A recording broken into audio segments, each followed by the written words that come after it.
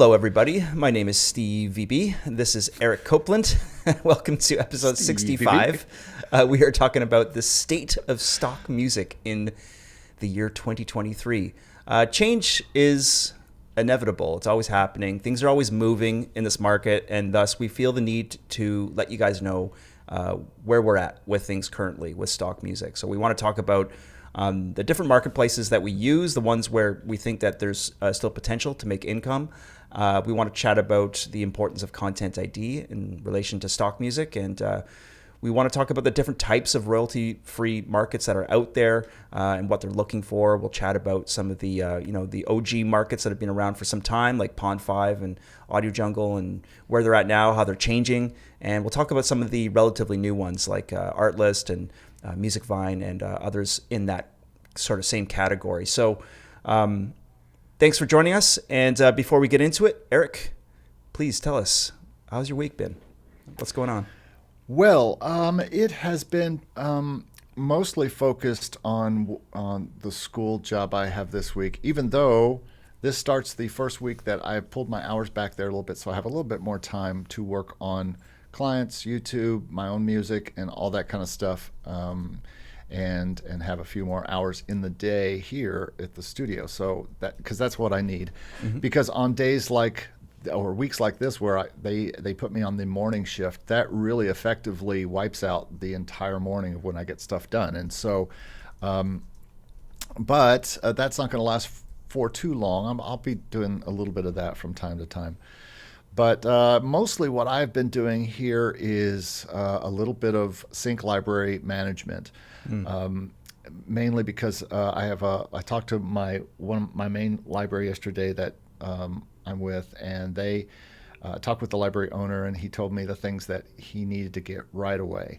And one of the cool things that happened in that meeting was that I was having trouble getting some vocals done for two songs that I co-wrote for the library, and he was able to step in and help me get those done. So that is really cool. And I had a good talk about 3 other songs he needs and 2 other songs that have been done. So I've got 10 or so new songs going into that library. I also got the word this week that I got accepted in 4 more songs into another library my newer library that I just got in. And so they're going to try those 4 out before we make it a full album. But that is happening. And so trying to just, you get into the upload process, doing everything the library needs and getting everything done and getting all the stems to them and all that business that you have to do on the back end to get these songs out there so that TV shows, advertising, all these people can use them. So anytime I have had, it's been either doing that or doing stuff like the podcast or the video we did with Jesse last week, or my own channel I just released a video this week about Crucial Music, which is another library that I have put some songs up to lately. And just really working more on the sync side. I have not done much. It's funny we're doing an episode about stock music because I have been very absent on stock music lately. Just because of all the other things, educational things. Same. And if I have a minute, I'm probably going to get back to my own writing. Now, some of those things I'm writing right now and composing and putting together, some of those will be going to stock, but for the most part, they're not going to be. But anyway, so that's been my week. It hasn't been overly eventful. It's just being able to find a time, squirrel away every now and then. And processing all that we've been processing about AI, and this is not an AI episode, so you can relax out there because you've probably heard enough AI material lately from everybody. We will talk about it as how it relates to Pond5 a little bit, but mostly this is an episode to help you figure out what to do. I know a lot of you who are new to our channels and you're just finding our podcasts maybe, and so you're hearing about this thing called stock music licensing, and that's what we want to really cover today. So, but that's been my week, just mostly sync stuff and work stuff. So, yeah. Cool.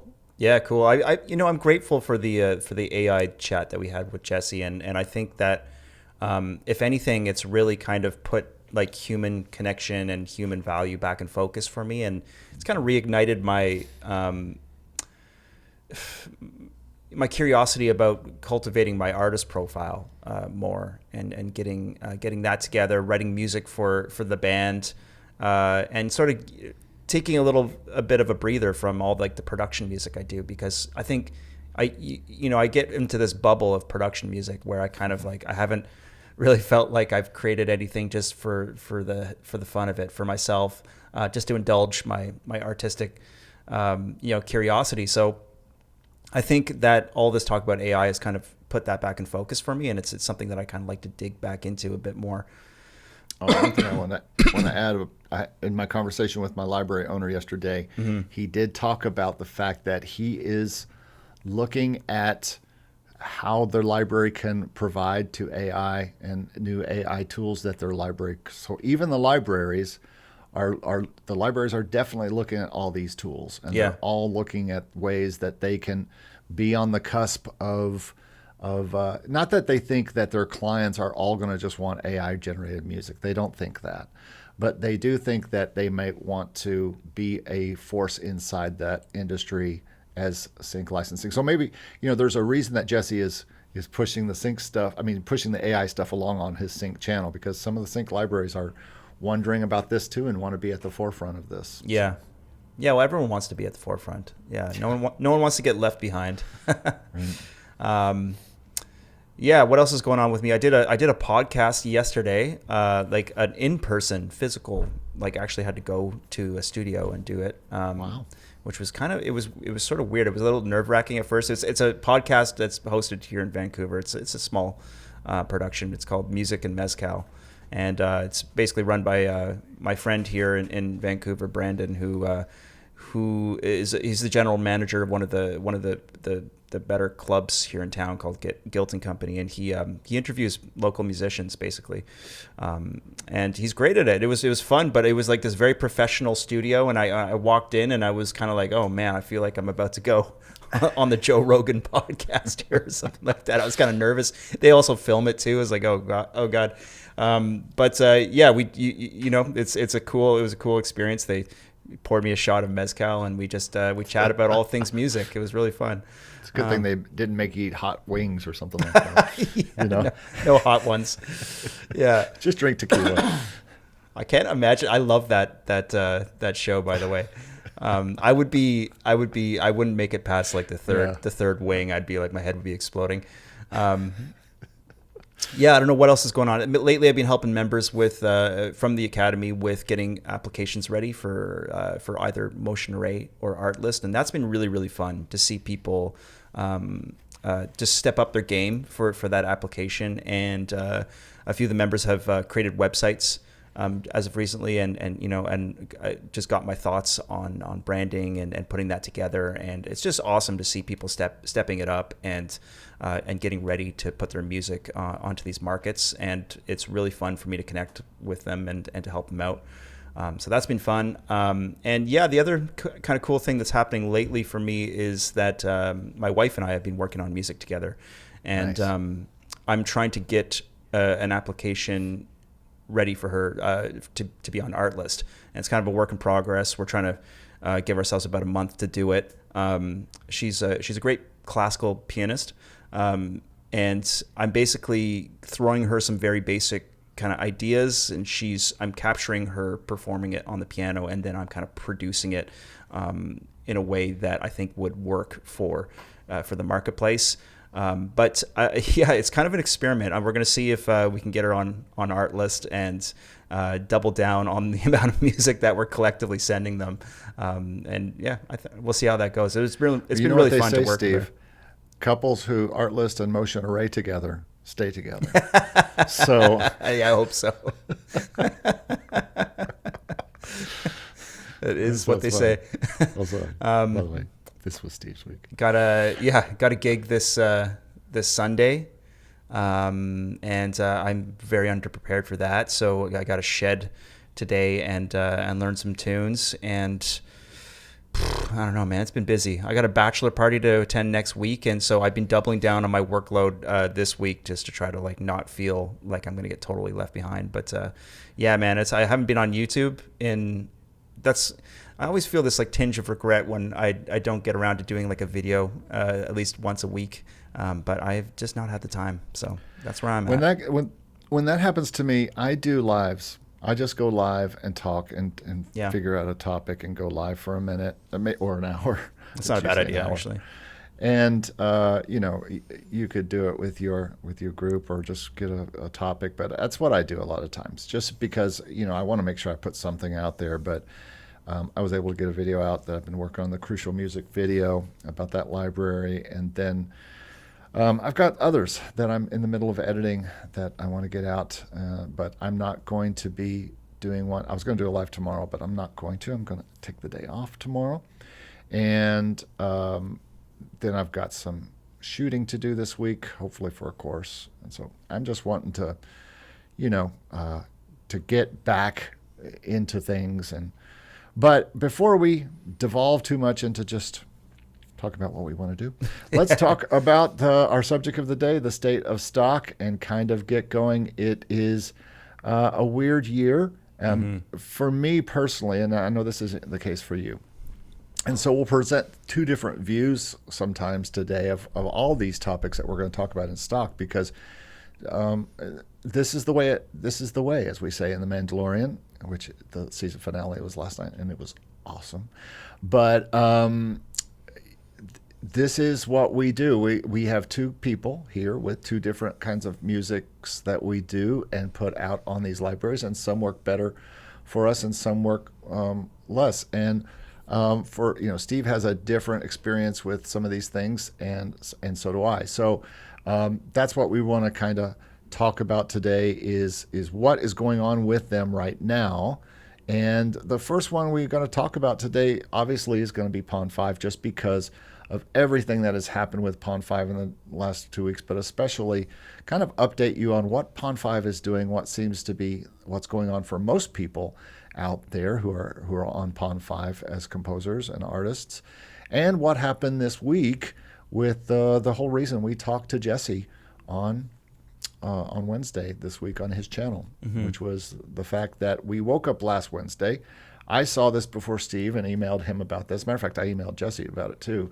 But the Discord was already buzzing about it. And by the way, if you're not on our Discord, it's a great place to talk about all of this stuff. We have categories for everything, and we even have a new AI category that we're talking about all this stuff. Great conversations going on there, a lot of information. People's just sharing great information all the time. Yeah. There. So yeah, make sure you go out to the Discord. That link is below in the description of this video if you want to check that out. Sure.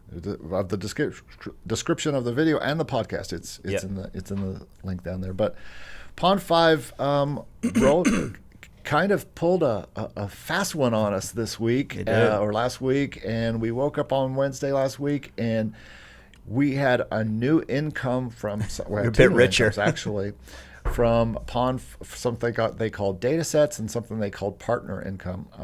I don't know, I haven't really researched the partner income. I think that has to do with Shutterstock, but maybe you can talk about that. But it was a little bit of like, hey, here's some money. Oh, by the way, we're now giving all your music to AI. See ya. And that was kind of what happened. And it's definitely what it felt like. That's definitely what it felt like. Yeah. It was like, we're going to soften the blow a bit here.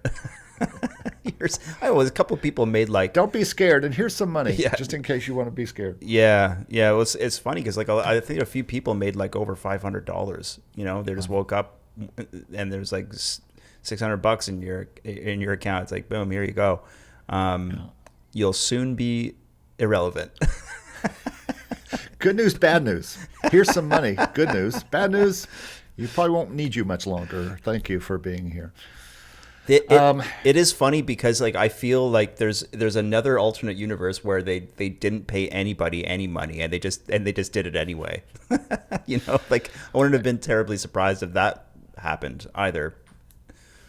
Already Pond 5, and I did this all last year and talked about it, has become a everybody's been talking about the race to the bottom type of thing with stock music libraries. That it's all about as cheap as people can get it. Now that everything is based in subscriptions where people can just download all they want for one price a month, that we're all making pennies along there. And for the most part, with a Pond 5 or AudioJungle and other smaller libraries, Motion Elements and all these other little libraries that have been around, I think that's true. We are making pennies, and the only way to win at Pond 5 seems to be to drive the price down to $5. If you let Pond 5 price your stuff, they're going to put it at $5 for each download. And so, that is definitely something that that is a problem for most people. They don't want to sell their music for $5, but they know if they don't, nothing's going to sell, and it's just going to sit in there. No matter, I've got 250, 300 things in there. And as far as, lots of different versions of things and audio files, though. And, I'm lucky if I see a few sales a month, and most people seem like that. Isn't that your experience there? I get no sales in Pond 5. I don't think I think I've had 1 or 2 sales this entire year, but I don't send them very much music. I haven't sent them. You put the same stuff up there that you put to Motion Array? I try, but even with Motion Array, I've hardly sent them anything this year. I've sent them I think three or 4 songs this entire year. It's been kind of bad. My productivity has been rather low in the stock music department, but I think it's because I'm focusing much more on Artlist, which is just kind of fairly concrete guarantee of payouts.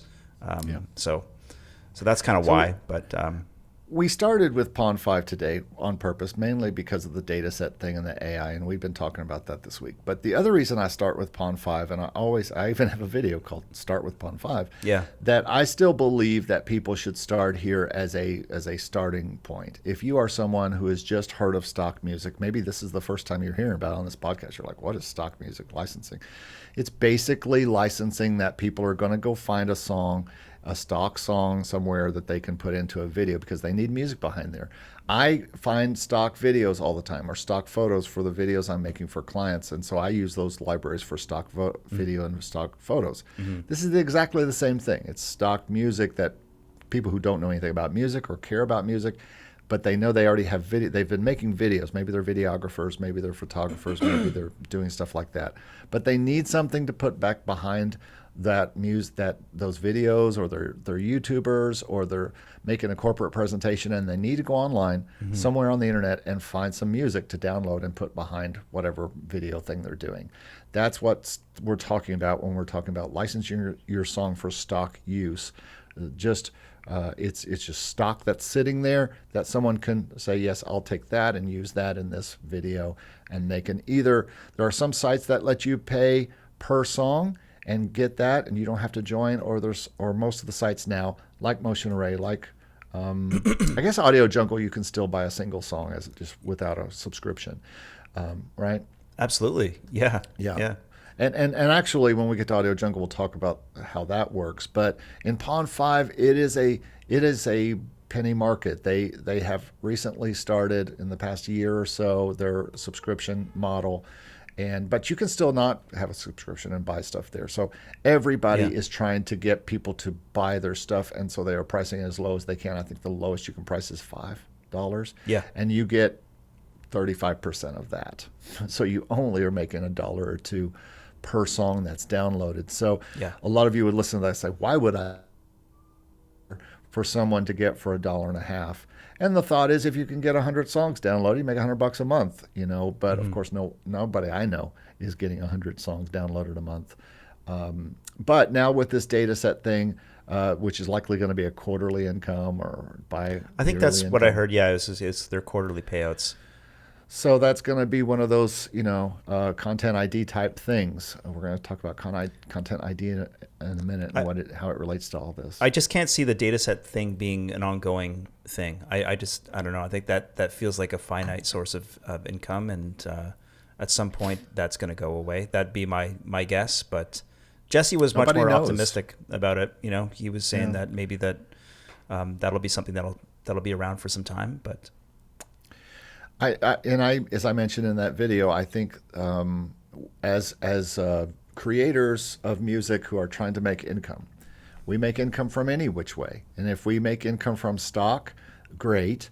And if we make income from stock music that is used by AI to make another song for someone and we get paid for that, great. I mean, we are already living on a get a dollar here, get a dollar there from stock, or get a download here or get a download there, and the more downloads, great. Mm-hmm. Maybe we'll have a new term, not downloads, but music uses, where they've used your music for some kind of analysis or data that they want, that somebody needs something from, and they have used it, and you get paid for that. This could be a new, no one envisioned streaming, or not many people envisioned streaming 20 years ago. Mm-hmm. But now we know streaming as the way people get their music. We just thought 20 years ago it was all going to be about CDs, and we were just going to sell CDs and a physical product. And so everybody who's been in stock music for the past 10 plus years has been saying, oh, it's all about a download and how much they pay for that download. Now on Motion Array, it becomes less about per download and per bunch of downloads, that you get. And I think we are just experiencing new incomes from stock. And one of these with Pond 5 now is this data set. And they also have the partner thing that also is happening, where I think since they were bought by Shutterstock. Well, the bottom line here on this, folks, is everything changes. Everything is always changing. And in this case, it's two new earnings that they're trying to pay us. And I think earnings are good. This is the Make Music Income podcast. We like earnings. And so if the earnings are good and we're getting earnings from these things, if they stay, that again, they will continue to change. But if they continue to pay us, then we should be okay. That's what we're in Pond 5 and Motion Array for in the first place, is to get paid. Yeah. We should talk about AudioJungle. Was that the next on your list? Actually, let's move to Motion Array next, because if you're investigating this right now and you're thinking about getting into stock music licensing, these are the first two that I suggest to people. I mean, most people can't get into AudioJungle, so that's a harder one to talk about because it may work for us, but for anybody else new, they can't get in it. Yeah, I suppose it's not really relevant to our conversation, especially if we're talking to someone who's starting out, because they haven't opened the doors for a long time. I suspect they probably won't. If you don't know what AudioJungle is, it's the kind of the OG. It's older than Pond 5, right? That's a good question, actually. I don't know that. Well, they've both been around for a long time. And when a lot of people started this 7-8 years ago, it was the big earner, right? Yeah. That's where you earned the majority of your stock music income, was from AudioJungle. And we'll just go ahead and talk about it now. And it continues to be similar to Pond 5, a place where you can go download a bunch of things, and one of those is music. Mm-hmm. And something that changed with them over the past 2 years is, number one, they started Envato Elements, which was their subscription. They didn't. I don't think they started a prescription service. That'd be a whole nother income. You need a music prescription. Go talk to your doctor today. It's the only way to get really, really good corporate music. But they started this Envato Elements, which was their version of some of the subscription services that are out. Mm-hmm. And it seemed like they were going to de-emphasize AudioJungle, and that seemed to be the case. Most people started making less on AudioJungle. And then 2 years ago, somewhere about 2 years ago exactly, they closed the doors to new music authors. You can still join in other things, but you can't join as a music author. And a lot of people attributed that to Envato Elements, but they have not opened the doors back again. And so you can't really join them anymore. But those of us who are with them still see some sales there. And it's different than Pond 5 in that you can really charge more there, I think. I think the audience that's used to buying music there is used to spending $20 to $50, somewhere around there. And I think, from what I understand, you probably do better the more you charge versus the less you charge. That's been my experience over the past year as I've been experimenting with prices. Yeah, well, they have a different pricing tier system than Pond 5 does. Like, you can buy a license that covers you for use in TV and radio and broadcasting and that kind of thing. So you can price higher for those, and people still sell like these licenses that are worth like $150 or whatever for broadcast. So it was kind of unique that way. But yeah, the basic like entry level license is usually somewhere around like 20 to $30 or something. That's kind of typical for AudioJungle. That being said, there's also a lot of people on AudioJungle who put their tracks at like $5, and they're trying to sell in the same, trying to incentivize people to buy it in the same way that they're doing on Pond 5 too. Yeah, and I guess AudioJungle has kind of trickled to it's a very slow pace these days. It's not a place where people make a lot of money. I used to do like $300 a month on AudioJungle. I haven't. I don't know if I've made a single sale this year. Maybe one or two, but I hardly track it anymore these days. I don't upload there very much anymore. When they closed the doors, they said it was going to be for I think 6 months, and they never opened it back up. And I suspect that it's because the sales of probably the staff is my suspicion is that the staff is kind of like they cut that down, and so the way they're sort of looking at it is like, well, we can't open the doors because we don't have the staff to deal with the influx of applications constantly.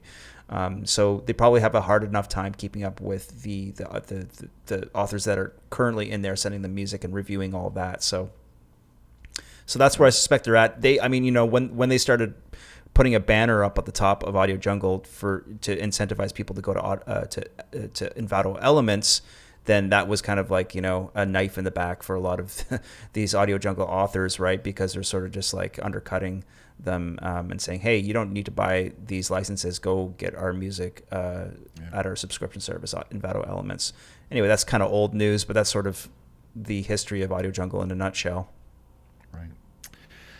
And so that's Pond 5 and AudioJungle, and they're somewhat similar. But again, in 2023, Pond 5 means something because you can still join it. But AudioJungle, if you're new to all of this, you can't join. So it's not probably the most important library. The most important library, I think, after Pond 5 or probably before Pond 5, because of what they pay and what they can pay, is Motion Array, which is a library I joined just a little over about 2.5 years ago.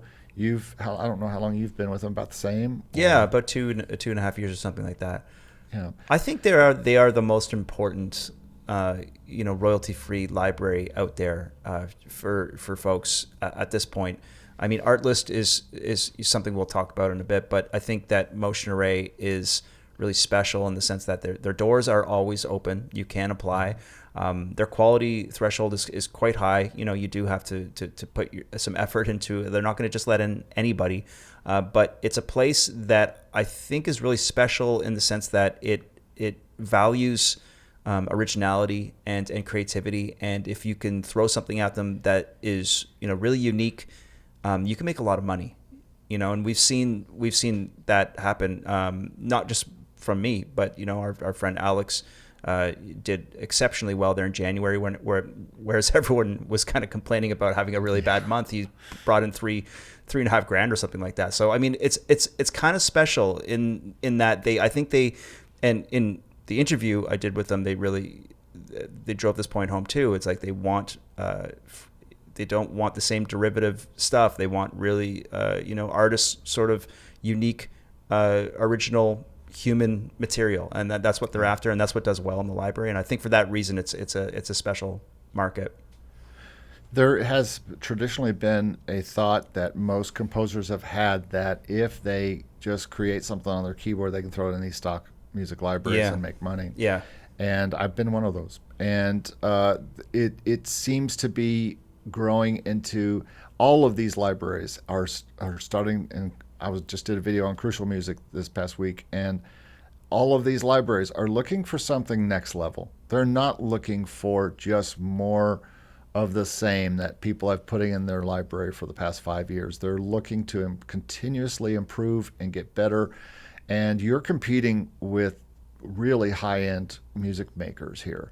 And you're creating with people like Steve, who is a tremendous guitarist as well as a programmer and songwriter. And so you've got people who are And so if you're just a keyboard player like me, or if you're someone who is just starting in this, and I talked with someone the other day who's just basically using their DAW, like Alex, but with no plugins at all. And it's not even Logic, it's Ableton, which I think, any of these Fruity Loops or Ableton, I think Logic's on another level as far as its samples and things like that and the things that come with it. Yeah. But, it's very hard to make stuff that sounds not like old stock music, and a lot of people think of music that you'd get from a stock site as being very kind of low grade, lower quality. Well, that's not what Motion Array wants, and that's not what Motion Array will accept. The quality is high. All you have to do is go to the staff picks on their front page in any category or just on the front page, and you'll see the level that you're competing against, and it's high. Yeah. There's some amazing stuff. I just listened to the staff picks the other day, and there's some amazing stuff there. Yeah. Really cool, diverse range of music. Yeah. So I mean, I don't know if it's a beginner market. No. I think that you do require some experience and some skill to compete there. But this is why I say that Pond 5 is a good place for almost everybody to start, and then at least for the experience of uploading and tagging and things like that. Yeah. And then you can jump into these next level libraries like Motion Array, and the next one we're going to talk about too, which is Artlist. Yeah, we need a place like Pond 5 to continue to be like a good place for people to start their journey. I hope it continues to be that, because I don't want people to feel like they just got nowhere to go with music licensing, or for people that are starting out. I think, like you said, it's a great place to kind of like get acclimatized to what you need to do in order to get the ball rolling, like tagging and descriptions. Maybe, not to dive back into AI, but maybe that will that technology will help with that process, because I think what really gets in the way for a lot of people is just like how it's so boring and it's so arduous to do. Time intensive. Yeah, time intensive to do all this description and tagging and stuff. It sucks. No one wants to do it. And yeah, hopefully the technology will make that process easier. And also, we did talk about AI and how they are involved. You can opt out of that if you don't want your music in that data sets to that thing. You can opt out when you join. Yeah. Or even if you have already joined, you can easily opt out of that particular thing. Mm-hmm. Let's move on to Artlist, because this is the company that actually owns Motion Array, and this is a company that you can certainly send your music to. But I think I had two consults yesterday, and the first one was someone who's creating kind of beginning stock music, non-exclusive music type stuff, and is doing 2-minute cues and things like that. Then I had another meeting with an artist who's actually who actually made an album last year and put it to Spotify, and it's right down the Artlist thing. He's right down the Artlist thing.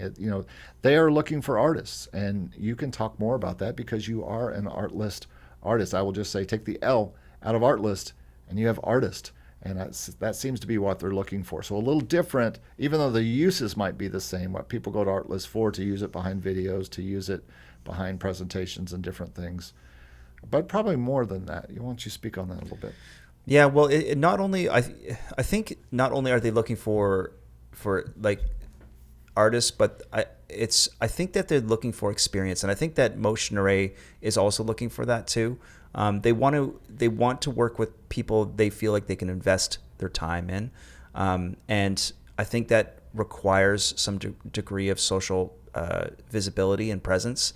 I don't know if you need to be an artist in the most typical sense of the word, but they're for sure going to look at your Spotify profile. They're going to look to see that you're someone who takes himself seriously as whether you want to call yourself yeah, they might look at your Instagram. I don't know.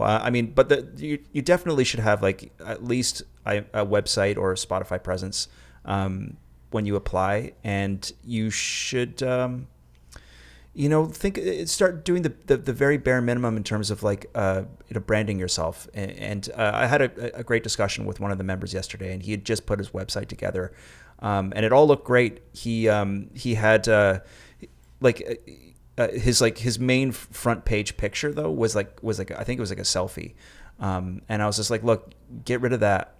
Get someone to take like a proper picture of you in your environment and put a little bit of thought into what you're wearing. You don't have to like, you don't have to dress to the nines, but you like have some, like try to think about how stylistically you want to present yourself and like what kind of message you want to convey here, in order for people to sort of take you seriously on some level, because they're such like small nuanced things, but they're really, really important. I think, Motion Array and both Artlist and Motion Array, I mean, they're kind of attached to the hip, but they both want to see a degree of experience, and that starts with you taking yourself seriously and presenting yourself that way. Outside of just the music that you're sending them, there has to be kind of a presence online. And I would say with Artlist, when you're talking about that picture, think album cover here. Yeah. Think website promotional pictures here, not just who are you, me, and with a camera picture. They are, maybe you don't have to be a performing artist necessarily, but you do need to look like an artist. Exactly. You need to look like someone coming from a TV show would say, I want a really dynamic young female artist who doesn't need to be young. I want to correct you on that, because I think that there's this perception that they're only looking for young artists, but that's absolutely not the case. You might find an abundance of young artists on Artlist, but there's plenty of folks there that are in their 40s and up, and I think that they're not ageist. I think that's a misconception, because I know that there's a lot of people listening who are in like maybe kind of close to retirement age and stuff, who feel like they don't fit into the market. But I think you can absolutely brand yourself in a way that fits into that sort of marketplace. And this is the way it's been with labels for a long time. If they find an older artist who has a style, who has a sound, that has a look and all that kind of stuff that they like, it's not always about age. It might be 70% about age, maybe, or 70%. But again, as young people, we probably present ourselves differently than we do as older folks. We might be a little bit more shy as we're older to be the artist. We don't want to be the artist, but totally they are. So no matter what age you are, I think the important thing to remember is, do you take yourself seriously as an artist, and are you being artistic not only with your music but with your brand itself? Exactly. Yeah, exactly. And then another, what Steve and I call these mid-tier libraries, because they kind of operate on a higher level a lot of times than some of the stock libraries. I think you could even say that Artlist is a little bit more even stylish and artist focused than Motion Array is, where Motion still works with a lot of composers and not just artists. But there's another one that also, there's several that work like Artlist does, and Musicvine is another one of these. And our friend Dan Barracuda is with them, and had some good things to say about the work that he's doing for them right now. Yeah, he says, I mean, we were both kind of shocked to hear that they'd kind of had him transition to doing this voiceover work. It's something that they're facilitating for him, which is totally unheard of, for a music library. I guess they've got, their pulse on they're obviously like into other things other than just like licensing like tracks. I mean, they've yeah, but they were almost on the level of sound effects. Yeah, because he was talking about, hey man, or whatever he was saying, that he was recording. And remember, these are stock libraries. They are looking for sounds that people need. I need somebody, say April Fools or something like that, and they go to the site and they can find that clip, almost like I don't know if you've ever heard of a site called Soundly.com, but they are just sound effects. Okay, And so a lot of these places there's plenty. All the libraries we've talked about, there are sound effects. Yeah, it's actually it's so easy to forget that both like Artlist and Motion Array have sound effects libraries and as well. Pod5 and AudioJungle, they all have all these categories. Another thing to remember in this, if you're just starting this, or even if you're in this and wondering, why isn't my music making more money? Music is only 20% of what that site is selling, most likely. A lot of time now, AudioJungle is obviously focused on audio things, but Motion Array, Pond5, I don't know about Artlist and Musicvine, but Pond5 and Motion Array have all sorts of things that are selling, and not just music only. And I would imagine, looks like Musicvine, Artlist, they're delving into other kinds of audio type things that they could get. So and people could download stock things. Yeah. You know. Yeah. So I mean, we got to remember that. Again, this is about these sites trying to serve their clients. This is not a record label.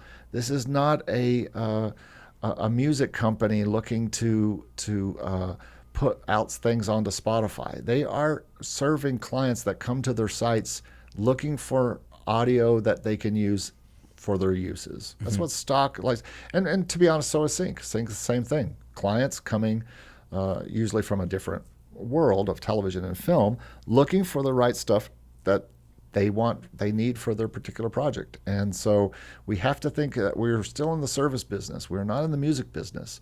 And it's a little bit different than the music business. Some things are similar, but for the most part, this is a service business for people who don't do music. A lot of our clients that are the clients of these sites are people who aren't musically based. Yeah. They just know they need something, they need that cool beat or whatever. They just need something that's either background music for their vlog, or it needs to be for us, or it could be typical artist music that might work for like some kind of scene in in a television show or a movie, you know, where they do need like an actual artist song. It might not be typical like sync music.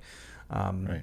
But yeah, you know, I think that if we're talking about music libraries, especially the royalty-free ones, we're serving the needs of content creators who need essentially background music. Absolutely. And so that's generally where we are with. There is lots of other libraries we could talk about, and we've been talking about the certain ones, and the reason we're talking about the ones we've talked about in this podcast is because these are the ones that we see people having actual success with, like more than just a download every blue moon. Now, Steve is probably seeing that on Pond 5 and AudioJungle, and sometimes it gets that way for all of us on these things. But there are tons of other libraries out there, and of various sizes, some that you can get into, some that's harder to get into, some you have to be invited to. Yeah. Steve, you wanted to talk about another one today that you've just been invited to. Yeah, well, I was invited to a Japanese stock music library called AudioStock. And it's kind of funny because, you know, did a little research on them, and they seem like they're a pretty big deal in Japan. At least that's kind of the way that they sold it to me, is that they do a lot of business there, and it's kind of Japan's premier site for royalty-free music. Anyway, I wish they'd given me a little bit more information before. it was actually, I had to jump through quite a few hoops to get my profile set up. There was a few language barriers, but I finally got it all set up, and then they let me know that they don't accept any PRO affiliated music. Oh boy. And I was like, oh, well, you know, I mean, I had a fair bit of back catalog that I was willing to give to them, but it's all registered with my PRO. So, realistically, I'm not going to write them a ton of new music. It's funny because they actually mentioned that they kind of expect that their author is going to send them about 100 tracks within the first six months. Wow. And I was like, okay. All non-PRO. Yeah, all non-PRO. Wow. And I was like, well, that's not going to happen.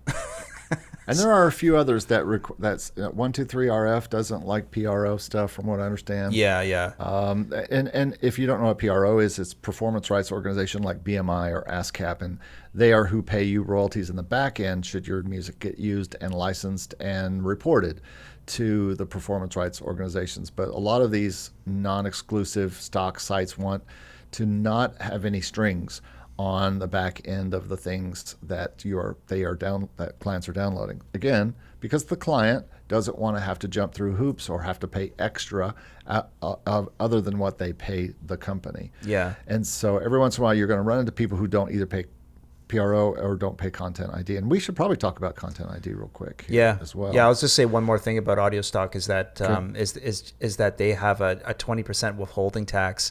And I'm also on the hook for the international transfer fees.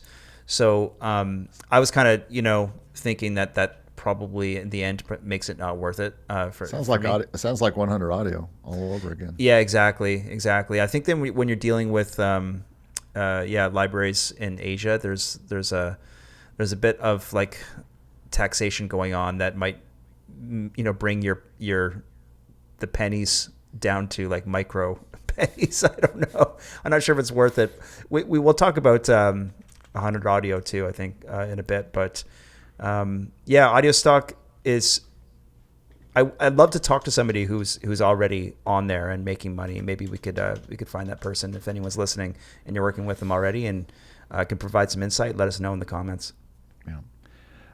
Speaking of other libraries, before we get to Content ID and finish up here, there is a literal list of these libraries. You can find them by doing some searches. I have an ebook about it, the stock market, that lists them all, how to contact them. And you might find one or two that work for you. I haven't really found ones that, there's a couple that bring me maybe consistently $10 a month, $3 a month, $5 a month or something. I've tried a lot of other libraries this year, or I should say last year, and have kind of stopped because they just didn't end up paying me anything. But a lot of people approach stock music by putting everything everywhere and hoping that time that they spend uploading to all of those different libraries, which we both know is very extensive sometimes, how long it takes to tag and put descriptions and all that kind of stuff. And so Jamendo, I tried that, but there's just a lot of screens. It just takes a lot of time to get through putting a song up, 15 minutes, 10 minutes or so. You got to put up things that you don't have to do on other libraries. You got to make a certain 3,000 by 3,000 graphic for it. And all these, and you can't even publish it until you've done all these things. Yeah, so that's just too much. And if I've only made a few bucks, I think I've made $3 to $5 off it in a year. And so you just have to, when you're dealing with these other libraries and they're not bringing you in, eventually you're going to have to look at all of them and say, I can't just keep doing this. You've done this with the Chinese libraries and different other libraries. That Chinese libraries are 100 Audio and VFind and Motion Elements. Yeah, VFind was fairly straightforward with the uploading process. So 100 Audio was a little bit convoluted. Yeah. But yeah, I mean, dude, these things are just add so much resistance to the whole process. It's like no one likes doing it in the first place. If you can't get a song uploaded within like 5 minutes or something like that, it's like you really got to question whether it's worth it. Especially if they're not making you anything consistently or ever. And so you just have to decide not to. So there are plenty of other libraries. And again, for those you can find those online and or at my site and Steve's site and different places. We've talked about them in videos, all that kind of stuff. But I wanted to touch on Content ID before we go, because this is, when we talk about the PROs we talked about a minute ago, BMI, ASCAP, these are places that collect royalties from when you get stuff on the radio, from Spotify, from television play, different things like that. And Content ID is something that YouTube kind of made up to monetize, or at least listen to videos to pay creators of the music or the audio of that particular video. And I use a company called Identify with a Y, so does Steve, but there are AdRev and there are some other companies and distributors from people like CD Baby and DistroKid. They have ways to collect this income.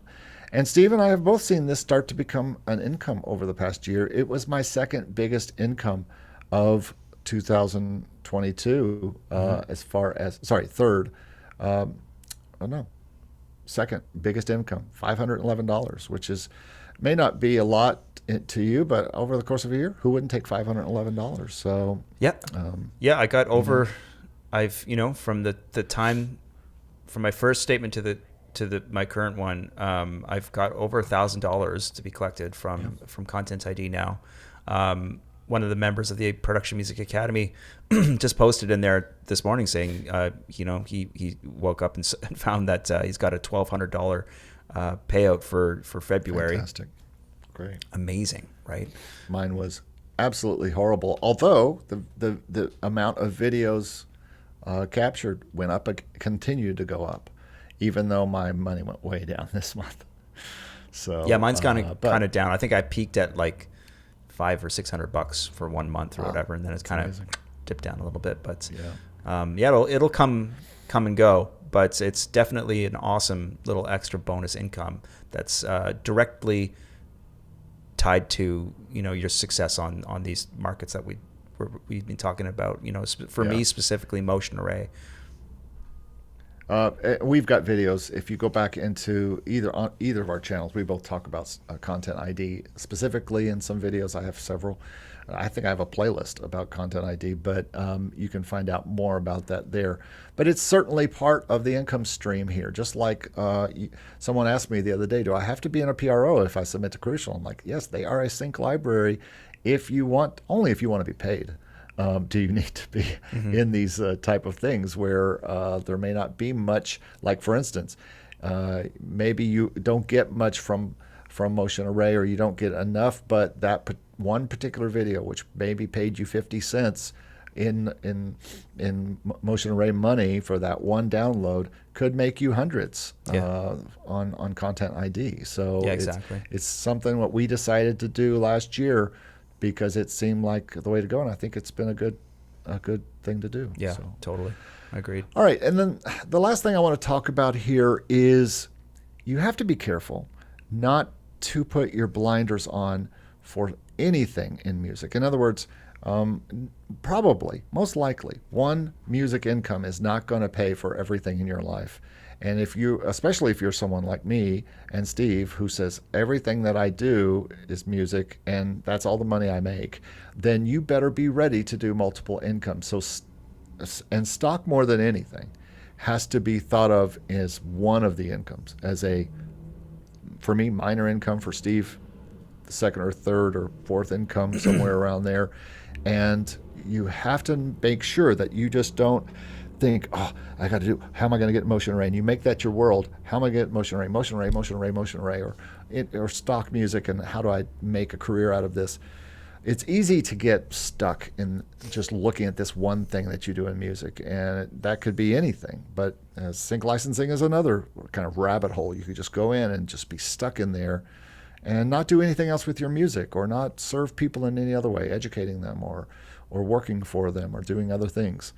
So I think we just need to be careful that we don't get too far down this rabbit hole to get too stuck in this kind of thing that we're talking about here. I think this is just so good to have this conversation, because I really think that neither of us want to convey any kind of or push any sort of like illusions about music income, and the idea that you can make a living doing stock music is pretty ridiculous. Do we know one person who does? I mean, maybe Lester. Maybe Lester. Yeah, and I think that it's extremely rare that you have his level of success. He's bringing in tons of money with Content ID, and he doesn't produce a lot of music. I think that the misconception, and I see this sometimes when people post comments on videos or in communities, and they're just like, okay, so I need to write like 500 tracks and put them all in Pond 5, and then I could start doing this, like making a full-time income for it. It's like there's so many problems with just that approach, like the quantity over quality approach, for one thing, is like, that's something I'm really got to warn people against. It's not about how many tracks you're writing. It's about writing like really good quality stuff. Like Lester, is proof of that. He doesn't write very much music, but when he puts something out, it's exceptional. It's really, really good, and it performs really, really well. So people, so I'm sure there are people who think that about you, and you don't make nothing at Motion Array and Artlist. You do pretty well at Motion Array and Artlist as far as yearly sales. It probably makes up a good amount of what you make, or at least a very, very healthy amount. Yeah, right. I mean, like if I was living in a different part of the world, my expenses were a lot lower, I'd probably be able to make a living off of just the royalty-free music that I make. But or if it was a side income, it would be amazing. Yeah, exactly. It'd be amazing side income. But yeah, I absolutely have to diversify what I'm doing. And that means, educational content, creating the courses, the Production Music Academy. Those are all important parts of my, gigging. Like, it's not a huge part, but yeah, everything, like doing content for Cubase, that's part of my income. Just all those things. I really got to hustle to make a living here.